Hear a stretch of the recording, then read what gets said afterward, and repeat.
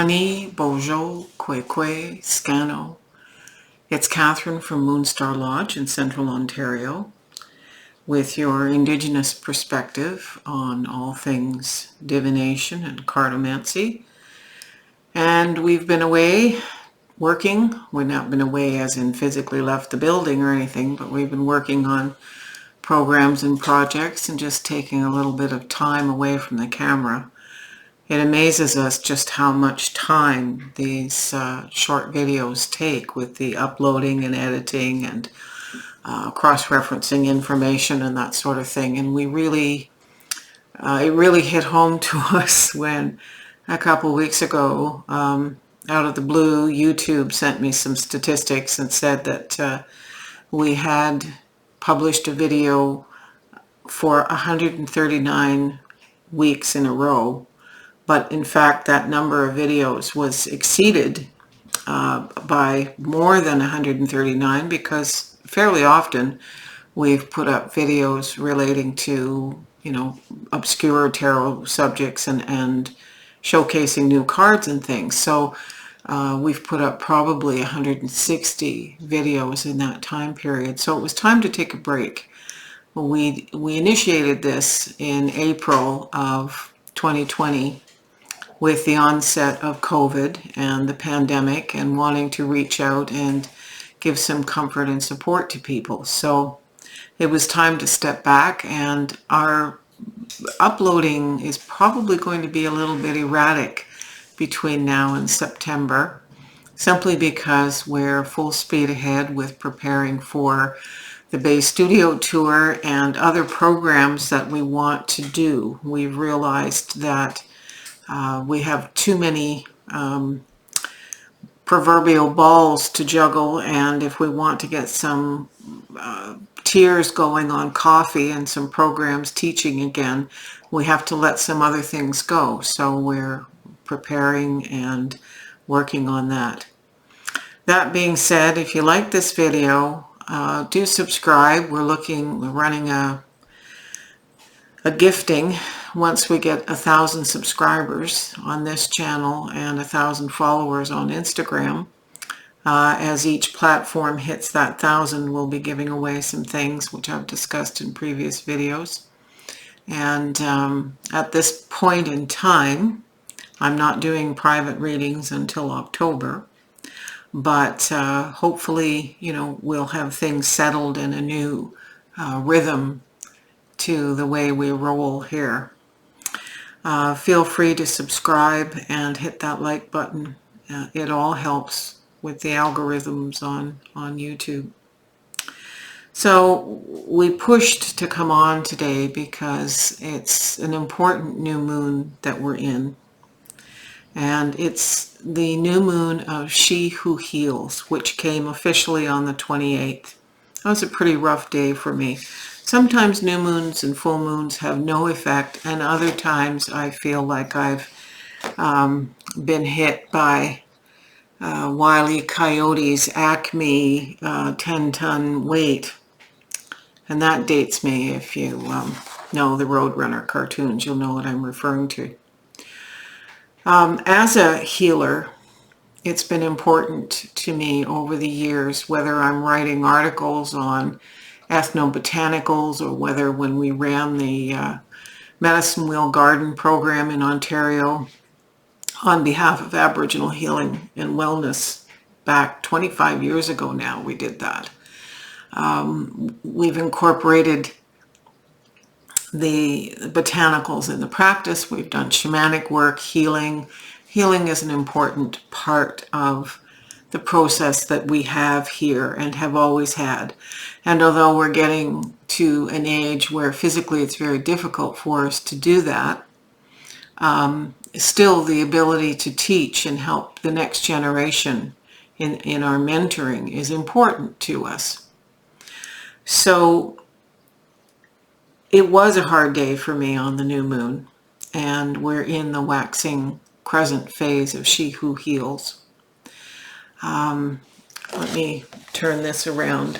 So we're in the 8th moon cycle, and in a perfect year it would be here. In fact, it's a little closer to the bottom of the wheel in the center of the summer portion of the medicine wheel.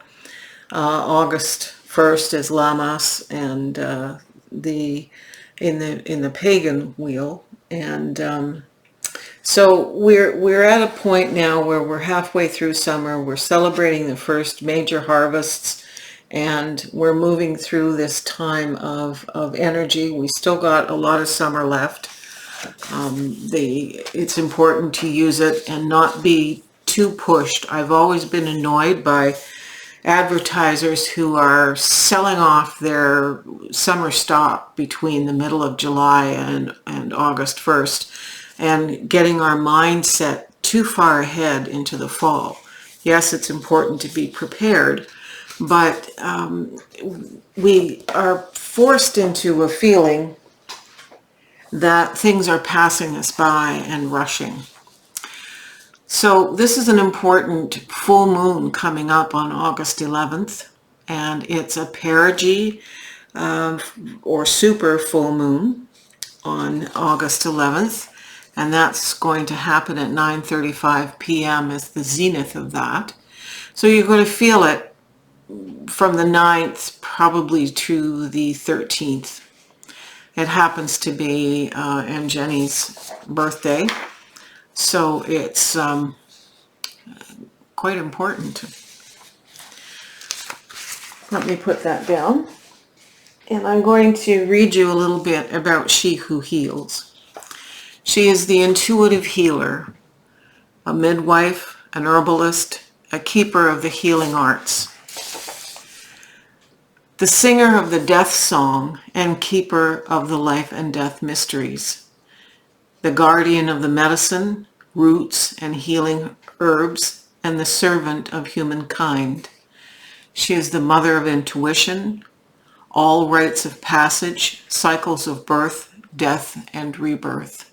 And she teaches us how to serve others with a happy heart using our healing abilities, how to understand and honor the life cycles of birth, death, and rebirth, how to believe in the miracles of life through our connections to our spiritual essences, how to understand the plant kingdom and the healing uses of all parts of the plants.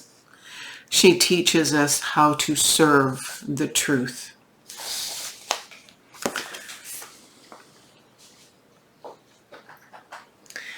On our medicine wheel, we know that each of the 4 quadrants represents body, emotion, the mind, and the spirit.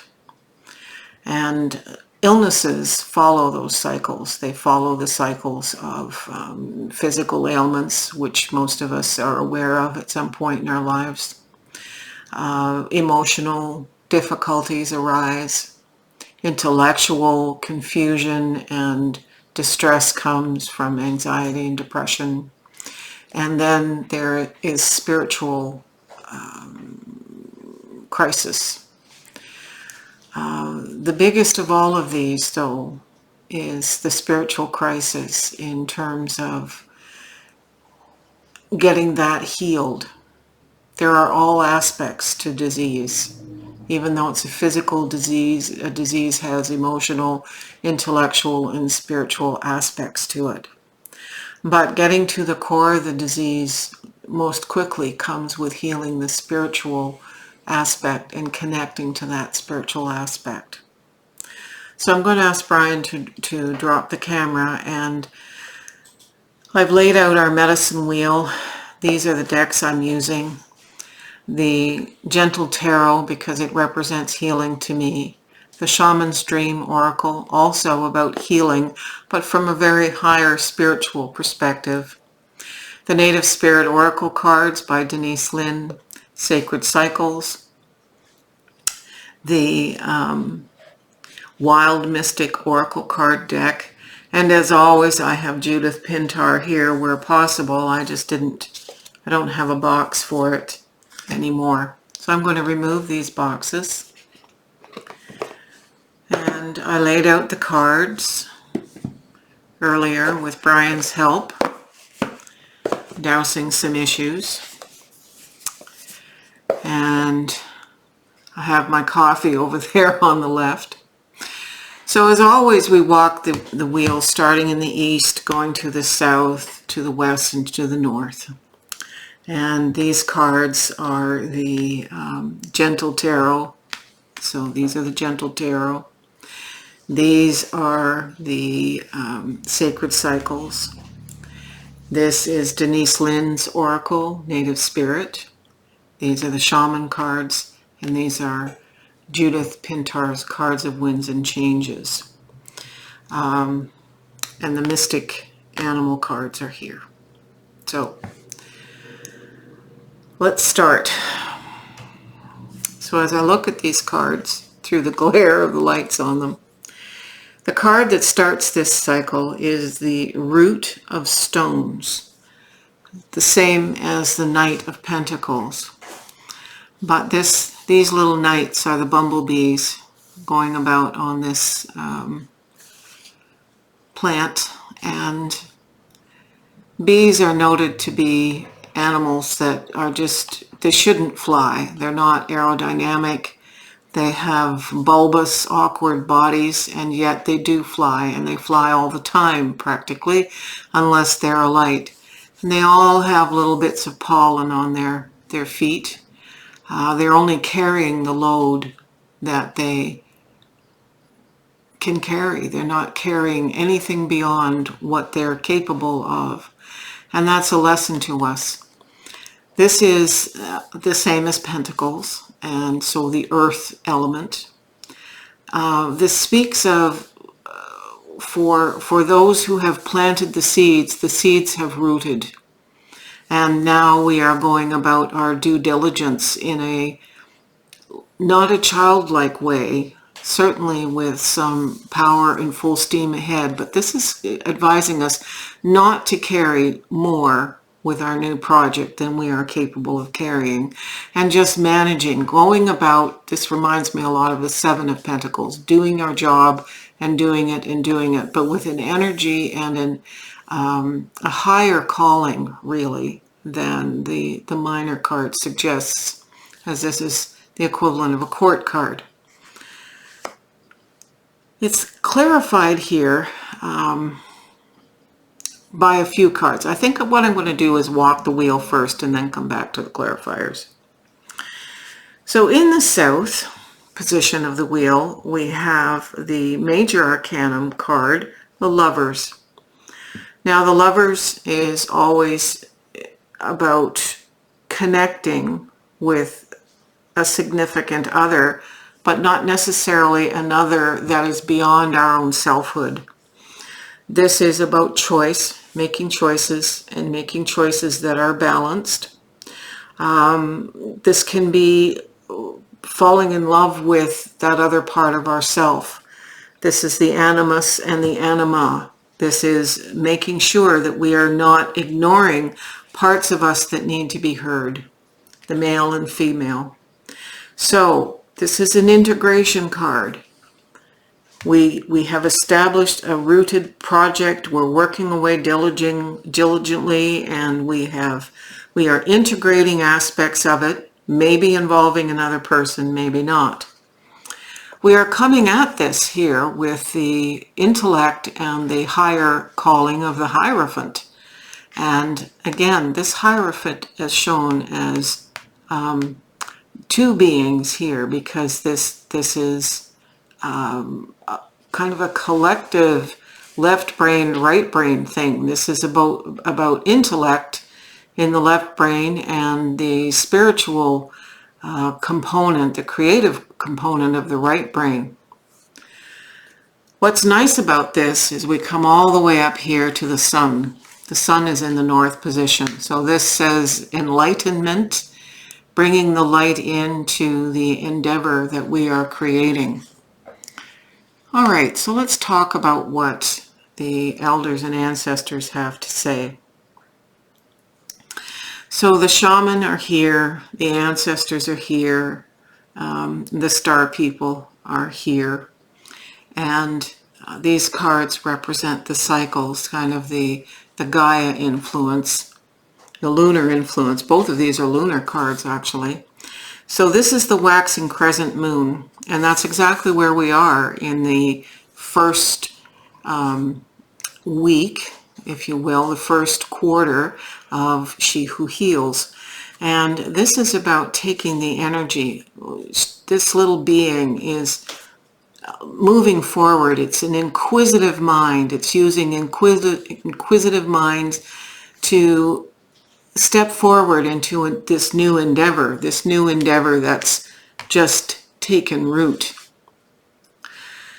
And down here we have blue moon. Now there's a number of descriptions of what a blue moon is. A blue moon can be 2 full moons within a particular astrological season. It can be 2 full moons in the same calendar month.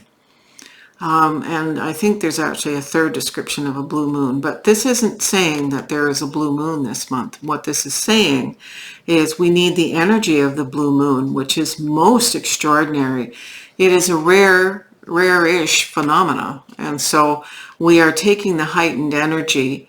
It's saying that as we approach the full moon, it actually magnifies the energy of a full moon by giving it the same energy as if it was a blue moon.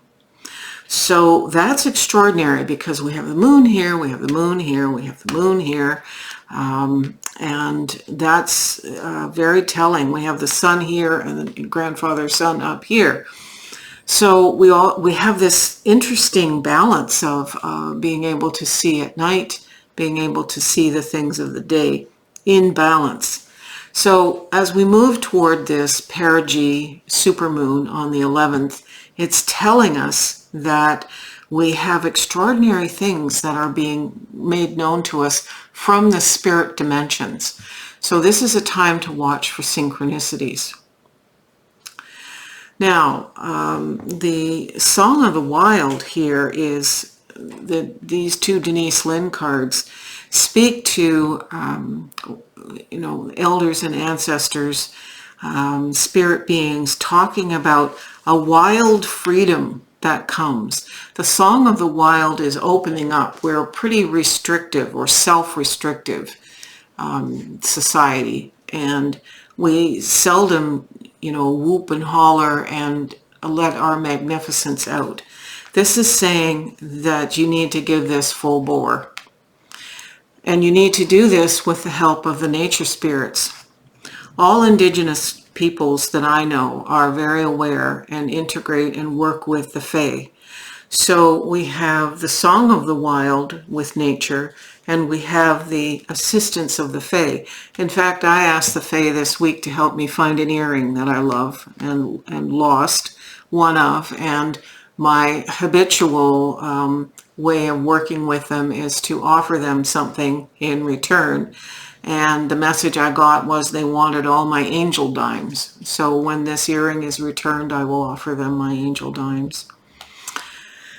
That's just, this freedom, this energy, this building energy as we get to, because this reading covers the 1st through the 7th of August.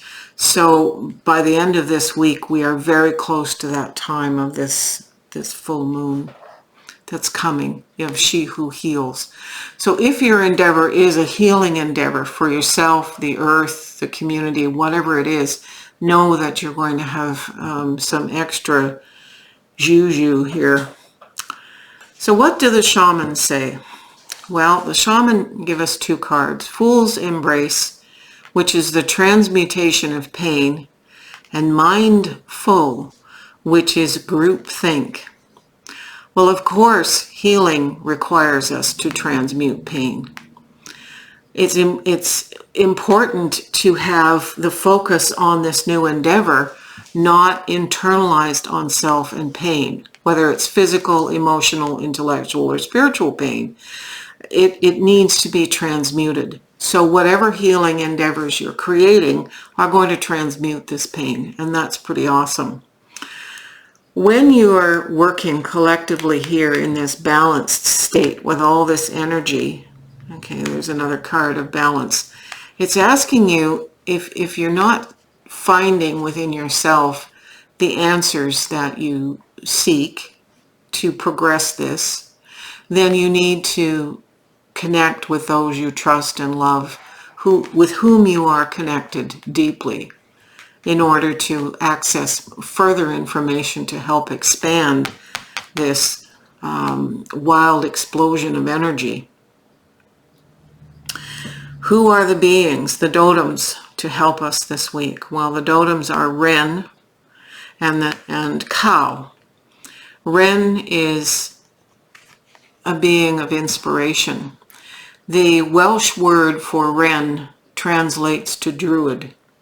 Wrens are songbirds who are very, very important to the Celts and Druidic pagans. She is about inspiring you in her tininess with her song as a songbird. The vibration is to inspire you to keep going with this new venture. She emerges one of the first birds of spring. So this is an emergence, an inspiration to emerge, just like this card.